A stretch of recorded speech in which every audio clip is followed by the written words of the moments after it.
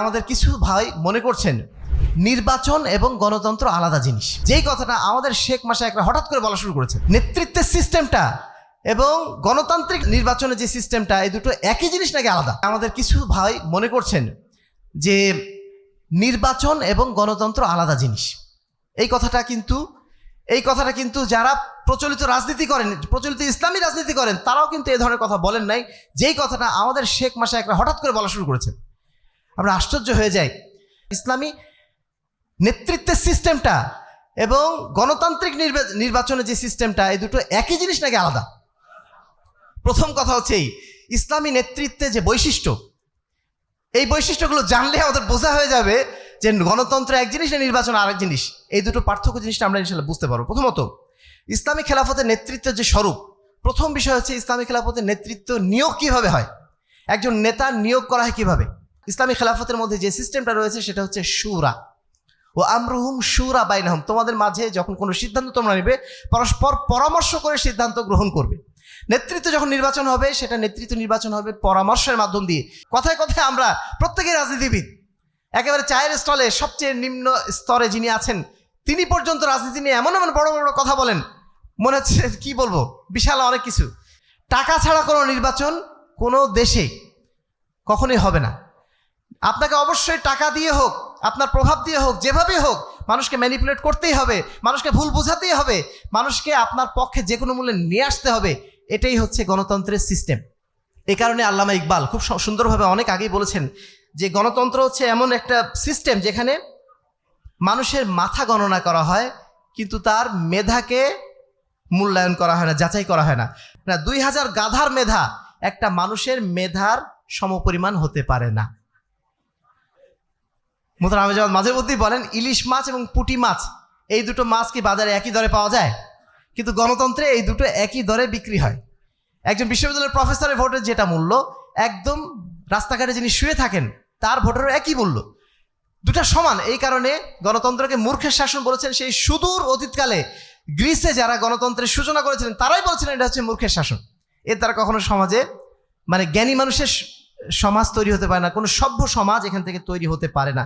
গণতান্ত্রিক নির্বাচন ব্যবস্থায় সার্বভৌমত্ব থাকে জনগণের হাতে। আর এই কারণে গণতন্ত্রের মাধ্যমে নির্বাচনের ব্যক্তি যিনি, তাকে আমরা বলি ল মেকার, তিনি নাকি আইন প্রণেতা। যেটা আমি আগেই বলেছি যে আইন প্রণেতা কখনো মানুষ হতে পারে না। আইন প্রণেতা কে হতে পারেন? একমাত্র আল্লাহ রাব্বুল আলামিন। তার বিপরীতে যদি আপনি আর কাউকে আইন প্রণেতার নাম দেন, তিনি আল্লাহর জায়গায়, আল্লাহর সাথে আপনি তাকেও কিছুটা হলেও সামঞ্জস্য করে ফেললেন। সমাজ উপস্থিতি, এটাই হচ্ছে শিরক, এটাই হচ্ছে সার্বভৌমত্ব জনগণের হাতে দিয়ে দেওয়া। 3 নম্বর হচ্ছে ক্ষমতা অর্জনের জন্য প্রতিযোগিতা। আপনি যদি গণতান্ত্রিক নির্বাচন ব্যবস্থায় অবতীর্ণ হন, আপনাকে অবশ্যই মানুষের দুয়ারে দুয়ারে যেতে হবে। আপনাকে অবশ্যই মানুষকে বোঝাতে হবে আমি অন্য মানুষের চেয়ে আমি বেশি ভালো, আমি বেশি উত্তম। এটা আপনাকে বোঝাতে হবে না? ক্ষমতার জন্য আপনাকে অবশ্যই প্রতিযোগিতা করতে হবে। অথচ ইসলামের নীতি সম্পূর্ণ বিপরীত। লা তাসআলিল ইমারা, আল্লাহ রাসূল বলে দিয়েছেন, তুমি ইমারত চেয়ে নিও না, তুমি ক্ষমতা চেয়ে নিও না, তুমি নেতৃত্ব চেয়ে নিও না। ইসলামের এই নীতিমালার সম্পূর্ণ বিপরীত হচ্ছে এই গণতান্ত্রিক নির্বাচন ব্যবস্থা। এই নির্বাচন ব্যবস্থা আপনি বলছেন গণতন্ত্র এবং নির্বাচন আলাদা। কিভাবে বলছেন আপনি? একই তো জিনিস। গণতান্ত্রিক নির্বাচন আলাদা, ইসলামিক নির্বাচন আলাদা, এটা আপনি বলতে পারেন।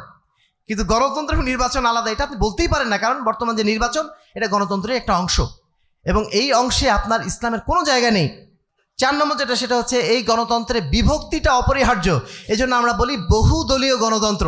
এই গণতন্ত্রের বিরোধী দল থাকাটা একদম আবশ্যক। বিরোধী দল যদি না থাকে তাহলে গণতন্ত্র চলবেই না। নামই দেওয়া হয়েছে কি? Opposition party.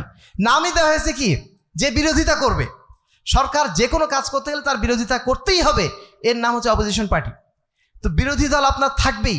বিরোধী দলের কাজ হচ্ছে বিরোধিতা করা। আপনি ভালো কাজ করেন, খারাপ কাজ করেন, সব কিছুর বিরুদ্ধে তার অবস্থান নিতে হবে। সবসময় যদি এরকম মারামারির মধ্যে থাকেন, আপনি কখনো সঠিকভাবে নেতৃত্ব দিতে পারবেন?